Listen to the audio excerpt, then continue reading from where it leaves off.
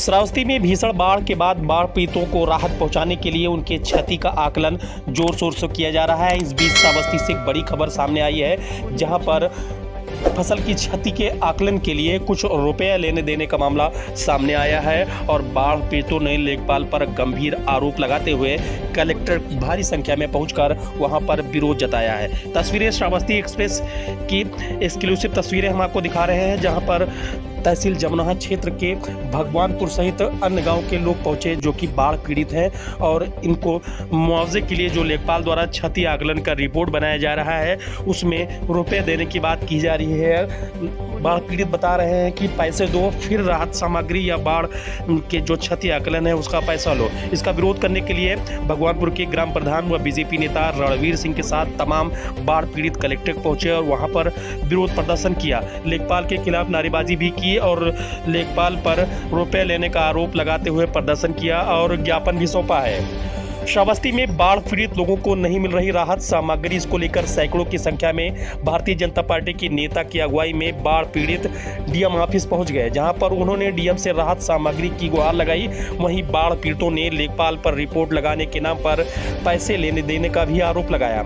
आपको बता दें कि सूबे के मुख्यमंत्री योगी आदित्यनाथ श्रावस्ती में बाढ़ पीड़ित लोगों से मुलाकात करने के लिए पहुंचे थे। यहाँ पर उन्होंने सख्त निर्देश दिया था कि हर बाढ़ पीड़ित लोगों को बाढ़ सामग्री त्वरित रूप से पहुंचाई जाए और उनके फसलों का आकलन करके उनको सहायता राशि दी जाए। लेकिन श्रावस्ती की जमुना तहसील के भगवानपुर गांव का अजीबोगरीब मामला सामने आया है।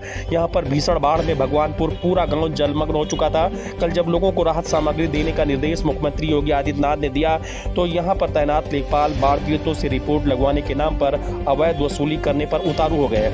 यहाँ के बाढ़ पीड़ितों ने आरोप लगाया है कि लेखपाल रिपोर्ट लगाने के नाम पर पैसे की मांग कर रहे हैं और जो लोग नहीं देता है उनका नाम लिस्ट में शामिल नहीं करते हैं। यहाँ तमाम बाढ़ पीड़ित इससे आशीष होकर कलेक्टर पहुंचे और उसके बाद वहाँ प्रदर्शन कर कार्रवाई की मांग की। हम लोग हमारे वहाँ बाढ़ का पानी ज़्यादा था और लेखपाल ने जांच करे गए तो वहाँ पर 100% नुकसान हुआ था, सभी लोग का 100%। और लेखपाल ने 5% ज़्यादा से ज़्यादा लोगों को कहा कि 5% क्यों नुकसान हुआ। कहाँ के रहने वाले हैं? और हम ग्राम पंचायत भगवानपुर के प्रधान हैं और ये लोग पीड़ित थे। हमसे कहे, हम एफडीएम साहब के यहाँ गए तो एफडीएम साहब कहे कि हमारे प्रावधान में ये सब नहीं है, थोड़ा बहुत है तो दे दिया जाएगा, चाउर दाल ये सब आलू सालू इसे दे दिया जाएगा।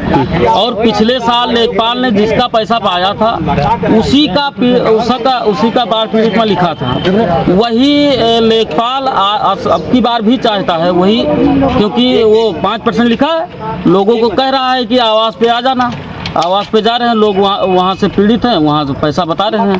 अच्छा, 4 साल क्या क्या नुकसान हुआ है? अरे सर जी, किसी के घर में कमर से नीचे पानी नहीं था। सबसे अनाज तो ज़्यादा से ज़्यादा लोगों को नुकसान हो गया, अनाज बहुत नुकसान हो गया है। और फसल तो पूरी 100% गायब है, लेकिन अनाज भी 100% गायब है। किसी के यहाँ खाना बनाने के लिए कोई सुविधा नहीं। रेले पर क्या मामला है? सर मामला ये है कि सर हमारे वहाँ जो राप्ती नदी का पानी है वो हम लोगों के इलाके में सब भर गया। सर हम लोगों के जान बचने की आशा नहीं थी, तो हम लोग किसी तरीके से तहसील पहुँचे। जब कुछ बाढ़ कम हुई सरकार, वहाँ हम लोगों की कोई सुनवाई नहीं हुई, तो हम लोग साहब जिला अधिकारी के कार्यालय पर आकर उपस्थित हुए हैं। कहाँ के रहने वाले हैं? सर वो मौजा भगवानपुर गाँव लाहौर कला आए हैं, क्या मामला? ज्ञापन दिए है, क्या मामला? जो भी प्रधान जी आलोक जी ने बताया कि ग्राम पंचायत कला भगवानपुर में बाढ़ पीड़ित तो पूरा विधानसभा भिनगा, हमारा विधानसभा भिनगा का जनपद श्रावस्ती का 75-80% भूभाग है। और जिन घरों में पानी घुस गया है वहाँ कोई लेखपाल साहब पिछले वर्ष भी थे, वो आप लोगों से कुछ अपेक्षा किया कि हमको आप नहीं करेंगे तो मैं आपका नाम नहीं लिखूंगा। और पिछले साल के ये लोग भुगतोगी हैं, इस वर्ष भी इन लोगों ने किया। तो प्रधान जी ने फोन किया, हम भी पार्टी के कार्यकर्ता हैं और इनके सुख दुख में जाना हमारा फर्ज है, इसलिए मैंने इनकी बात मैंने अपने माध्यम से अपने श्रीमान जिलाधिकारी महोदय के संज्ञान में डाली है और निश्चित तौर पर जनता जनार्दन के सभी कार्य पूरे होंगे और जो भी इसमें दोषी है जनता को सरकारी सुविधा दिलाने में अपने को